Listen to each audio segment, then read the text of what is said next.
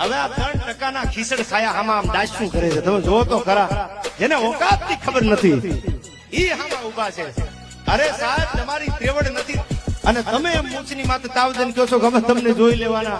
એના બાપની ત્રેવડ નથી. હવે હું મોટી કહું છું કે શ્વાસ હાલે અને મારી માની દયા હોય ત્યાં સુધી તમારી સામે લડવું છે મારે.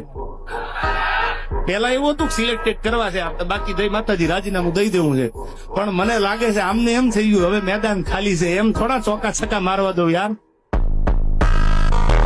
માતાજીને સમજો હામો હામયું કરવાનો હાલું તો બસ.